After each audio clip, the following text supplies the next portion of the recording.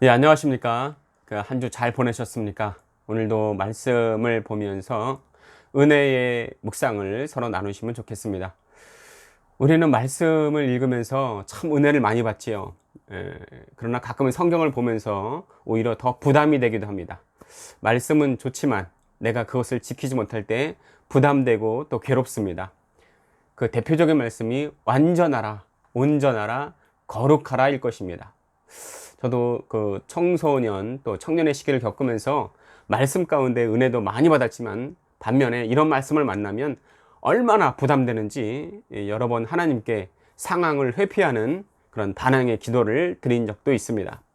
그러나 그때도 하나님은 놀랍게 은혜로 응답해 주시고 또 깨닫게 해 주셨습니다. 하나님이 완전하라면 완전해야죠. 온전하라면 온전해야죠. 거룩하라면 거룩해야죠. 그런데 그러고 계십니까? 네, 저는 그러고 있습니다. 어느 한 분도 그런 말씀을 하시지 않을 것입니다. 하나님께서는 완전하고 온전하고 또 거룩하여서 이스라엘을 구원할 한 사람을 선택하셨는데 그가 바로 삼손입니다. 오늘 말씀 사사기 13장 24절에서 25절 말씀을 읽고 함께 묵상 말씀 나누도록 하겠습니다. 24절입니다. 그 여인이 아들을 낳음에 그의 이름을 삼손이라 하니라. 그 아이가 자라매 여호와께서 그에게 복을 주시더니 소라와 에스다올 사이 마하네단에서 여호와의 영이 그를 움직이기 시작하였더라. 아멘. 오늘 본문을 보니 어떤 생각이 드십니까? 이 영상을 보시는 분들은 오늘 읽은 말씀 이전의 상황과 또 이후의 상황을 자세히 또 아시리라 생각이 돼서 이후의 여러 구절들은 읽지 않고 삼손을 소개하는 부분만 읽었습니다. 삼손은 입다와 전혀 다른 조건의 완벽한 가정에서 태어납니다. 단 지파 중에 마누아라는 사람이 있었습니다. 그의 아내가 임신하지 못하자 여호와의 천사가 나타나서 내가 아들을 낳으리라 먼저 마누아의 아내에게 나타납니다. 나중에 알게 된 마누아가 다시 오시옵소서, 우리가 아이를 위해 어떻게 해야 할지 가르쳐 주시옵소서 그랬더니 정말 다시 나타나서 태어날 아이에게 어떻게 행해야 할지 알려줍니다. 첫 번째는 포도주와 독주를 마시지 말아야 되고, 두 번째는 어떤 부정한 것도 먹지 말아야 하고, 세 번째는 머리를 자르지 말아야 한다는 조건이 있었습니다. 사실 세 번째는 마노아에게서가 아니고 그의 아내에게 미리 말씀하신 것이죠. 나중에 보면은 세 가지 다 지키지 못합니다. 자, 이렇게 마노아에게 나타난 천사가 올라간 후에 드디어 마노아가 아이를 낳고 삼손에 대해서 처음 소개하는 장면이 바로 오늘의 말씀입니다. 종합하면 아이 이름은 삼손인데 그는 여호와께 복을 받고 또 여호와의 영이 그를 움직이셨다는 말씀입니다. 너무 좋지 않습니까? 이보다 더 좋을 수가 있습니까? 너무나 입다와 다른 세상 아닙니까? 입다는 비록 또 비천한 출신으로 태어났지만 삼손은 입다와 완전히 대조적입니다. 지금으로 말하면 부유한 가정의 모태 신앙으로 태어납니다. 사회 문화 또 종교의 전반적인 상황은 타락으로 흘러가는 때에도 삼손의 아버지, 어머니의 신앙은 순수하게 보입니다. 그러나 나라의 전반적인 분위기는 어떻습니까? 하나님의 뜻과는 정반대로 흘러갑니다. 40년 동안 이스라엘을 블레셋 자손에 넘겨주시죠. 자, 그런데 삼손의 때는 이전 세대들과 특별히 다른 게 있습니다. 그래도 이전 세대는 고통이 오면 결국 해결자는 하나님이신 줄 알고 울며 하나님께로 나아왔습니다. 그러면 하나님은 어떻게 하셨습니까? 또 마음 아파하시고 손을 내미시고 구원하시는 것이 일반적인 사사기의 패턴이었습니다. 입다의 때에도 하나님께서는 내가 다시는 너희를 구원하지 않겠다 하셨지만 저들이 부르짖으니 마음에 근심하시고 또 구원하시지 않습니까? 아니 솔직히 그들이 완벽해서 구원하셨습니까? 완전해서 구원하셨습니까? 아니죠. 그런데 믿는 신앙인들은 완전해야 됩니다.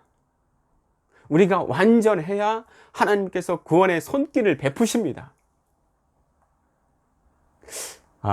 오해하실 수도 있는데 히브리어에서 완전함과 온전함은 그 파생된 언어가 타밈이라고 해서 똑같습니다. 그런데 우리가 오해하지 말아야 할 것이 있습니다. 하나님이 완전하신 것과 인간의 완전함은 다르다는 겁니다. 이런 노래가 있습니다. 우리 집 고양이는 미친 고양이, 학교 갔다 돌아오면 멍멍멍, 강아지도 아닌 것이 멍멍멍. 우리 집 강아지는 미친 강아지, 학교 갔다 돌아오면 야옹야옹야옹, 고양이도 아닌 것이 야옹야옹야옹. 강아지가 야옹야옹 한다고 해서 완전한 게 아닙니다. 이계 국어를 하는 게 아닙니다. 이계 국어는 맞겠네요. 강아지는 멍멍멍 짖고 고양이는 야옹야옹 하는 것이 정상이고 완전한 겁니다. 하나님께서는 우리가 완전하지 않다는 것을 아세요. 그럼에도 불구하고 하나님은 우리를 향해서 완전하라 말씀하십니다. 이것은 하나님처럼 완전한 게 아니고 사람의 측면에서 완전하라는 겁니다. 어떻게 그럴 수가 있습니까? 나는 하나님처럼 완전치 않다는 것을 뼈저리게 느낄 때 하나님이 말씀하신 그 완전함에 다다를 수가 있습니다. 완전하다로 사용된 히브리어는 탐밈인데 하나님 앞에서의 온전함, 순수함을 의미합니다. 올바른 관계를 의미합니다. 내 마음의 중심이 하나님의 언약의 말씀을 아이처럼 순전하게 받아들이는 그 상태를 완전이라고 하는 겁니다. 구약에 보면 하나님께서 누구에게 처음으로 완전하라 이렇게 말씀하십니까? 아브람입니다. 아브라함이 아니고 아브람입니다. 아브람이 99세 때입니다. 아니, 그럼 그전에는 완전하지 않아도 된다는 겁니까? 자, 하나님께서 아브람에게 이렇게 말씀하신다는 다 이유가 있습니다. 하나님께서 아브람에게 계속 얘기하시다가 13년 동안 잠잠하십니다. 13년 후에 찾아오십니다. 13년 동안 무슨 일이 있었던 걸까요? 아브람이 하나님의 언약의 말씀을 어기고 자기 맘대로 하갈에게서 이스마엘을 낳습니다. 그런데 이미 하나님께서는 내 몸에서 날짜가 내 상속자가 되리라 말씀하셨고 미래에 되어질 일도 미리 말씀하시고 언약까지 체결하셨는데 믿지 못하고 하갈을 통해서 아이를 낳아버린 겁니다. 하나님이 무슨 생각하셨을까요? 배신감? 글쎄요. 어쩌면 야, 내가 이놈에게 투자한 시간이 얼만데 도무지 이놈에게 복을 주어도 될까? 복의 근원이 되게 해도 될까? 내가 이놈에게 쏟아부은 은혜가 헛된 것은 아닐까? 어떤 분은 하나님이 전능하신데 그것도 모르고 중차대한 사명을 맡겼겠습니까? 이렇게 말할 수 있는데 그건 한쪽만 보시는 겁니다. 하나님은 대부분 자신의 전능성을 숨기시고 사람의 선택과 의지를 중요시 하십니다. 그렇지 않으면 사람은 로봇이 되고 맙니다. 아브람이 하나님의 언약을 어긴 지 13년 만에 나타나셔서 처음 하시는 말씀이 나는 전능한 하나님이다. 이게 무슨 말씀이세요? 너는 전능한 하나님 믿지 못했다. 이 말씀이죠. 그리고 또 하시는 말씀이 너는 내 앞에서 행하여 완전하라 말씀하십니다. 이건 무슨 뜻이에요? 너는 완전하지 못했다. 다시 말하면 너는 나의 언약을 온전한 마음으로 받아들이지 못했다, 않았다는 말씀이에요. 이것은 행위의 문제가 아니라 믿음의 문제입니다. 이것은 행위의 문제가 아니라 온전한 하나님과 관계성의 문제입니다.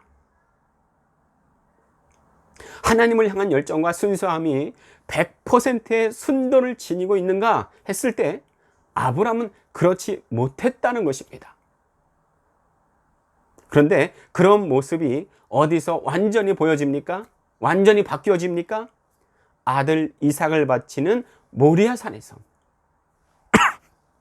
자, 예수님께서 돌이켜 어린 아이 같아야 하나님 나라에 들어갈 수 있다, 이 말씀하신 것도 바로 그런 점을 지적한 것이라고 봅니다. 하나님께서 우리에게 완전하라 하셨으니 완전하고 싶지 않습니까? 하나님께서 너는 완전하다 처음으로 인정하신 사람이 있습니다. 누구예요? 바로 노아입니다. 그런데 그가 하나님께 그렇게 인정받기 전에 하나님께 받은 게 있습니다. 그것은 은혜입니다. 은혜를 입으면 더 하나님 마음의 중심에 서고 싶습니다. 더 하나님과 좋은 관계를 유지하고 싶습니다. 그런 노아를 하나님께서는 그 시대의 완전한 사람으로 인정하십니다. 하나님은 우리가 완전하지 않은 줄 아세요. 이 완전함은 죄를 안 짓는 것이 아니고 설령 죄를 짓고 넘어졌다 할지라도 다시 일어서서 하나님을 향한 바라봄 그 자체를 완전함이라고 보는 것입니다. 오늘 나오는 삼손은 하나님 보시기에 너무나도 좋은 조건을 다 가지고 있습니다. 이보다 더 좋은 환경의 사람이 있었습니까? 아비멜렉과 같지 않습니다. 입다와 같지 않습니다. 그러나 삼손의 마음의 중심은 하나님이 아닙니다. 다시 말하면 그는 완전하지 않습니다. 삼손도 마찬가지고 그 시대의 사람들도 마찬가지입니다. 죄를 지어도 심령이 상하지 않습니다. 고난받아도 하나님께 돌아오지 않습니다. 그만큼 죄에 대하여 둔감해진 상태입니다. 말세를 사는 이 시대의 모습 같지 않습니까? 악을 선하다 하고 선을 악하다 하고 흑암으로 광명을 삼으며 광명으로 흑암을 삼는 이 시대의 모습과 같아 보입니다. 왜 그렇습니까? 고난을 받아도 하나님께 돌아오지 않을 만큼 영적으로 죽어있는 상태입니다. 여러분, 운동 왜 합니까? 건강해지려고요. 그러나 너무 몸이 아프면 몸을 강하게 하는 운동조차 할 수가 없습니다. 지금 이스라엘의 상태가 이렇습니다. 회개는 아무나 합니까? 돌이키는 것은 아무나 합니까? 은혜 입은 자가 합니다. 은혜는 땅속의 물과 같습니다. 울창한 삼림이 있어요. 거기에는 비가 필요 없습니다. 그런데 수시로 비가 내립니다. 왜 그럴까요? 땅속에 이미 물을 머금고 있기 때문에 그렇습니다. 하늘로 올라가서 구름이 되고 또 구름이 비를 내리고 또 그 땅은 물을 머금고 이것이 계속 반복되면서 울창한 삼림을 이룹니다. 반면에 비가 너무나 필요한 사막이 있습니다. 그런데 비가 안 와요. 왜 그렇습니까? 땅속에 물이 없습니다. 물을 머금고 있지 않으니 비가 안 옵니다. 내가 좋은 밭이 되면 곧 물을 머금고 있으면 은혜가 비같이 내립니다. 저는 이 물을 하나님이 말씀하신 완전함이라 보고 싶습니다. 다시 말하지만 이 완전함은 퍼펙트가 아니라 하나님의 언약에 기초한 100%의 순수성, 하나님과의 온전한 관계성을 의미합니다.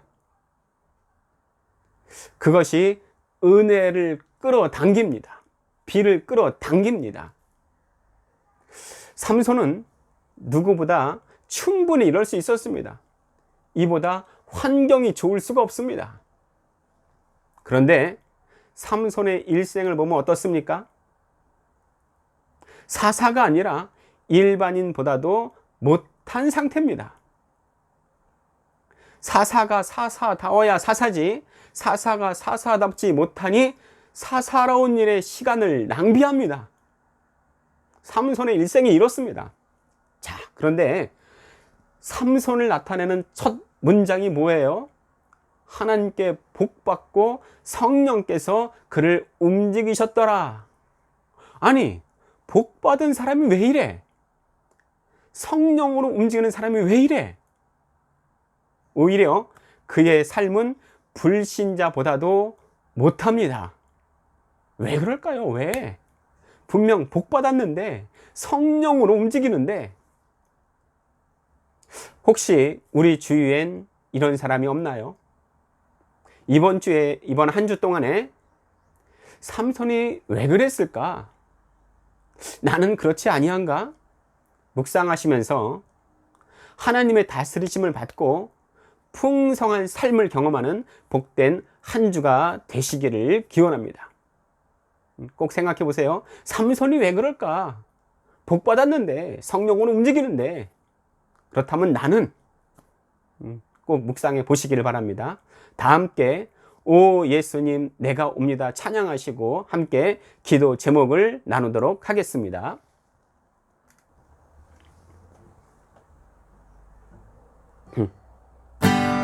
오 예수님 내가 옵니다 못 박히신 십자가 앞에 그 큰 사랑 눈물에 겨워 울며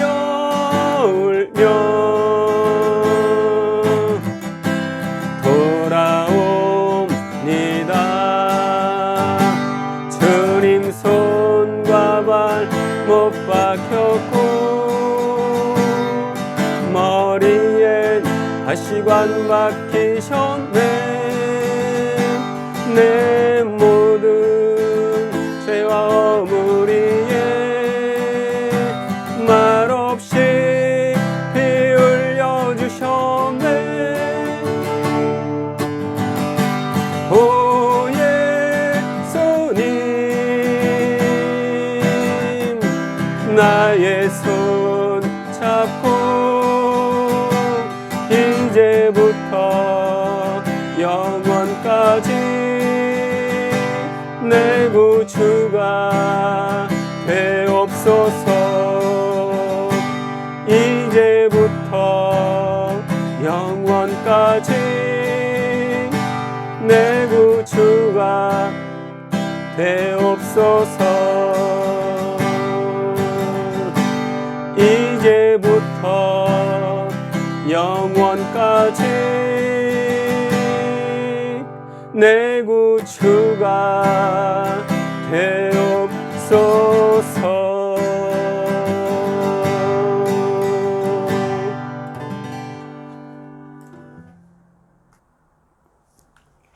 예, 함께 기도 제목을 나누도록 하겠습니다. 첫 번째는 우리의 삶에 복 주시고 또 성령으로 통치하시고 운행하여 주시옵소서.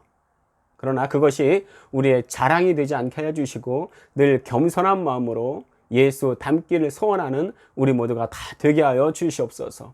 두 번째는 말씀을 묵상하는 가운데 성령 하나님의 강력한 감동으로 깨달아 알게 하여 주시고 또 일상생활 속에서 성령으로 영들을 분별하고 세상의 미혹에 넘어가지 않게 하여 주시고 성령의 전신갑주 입고 승리하게 하여 주시옵소서.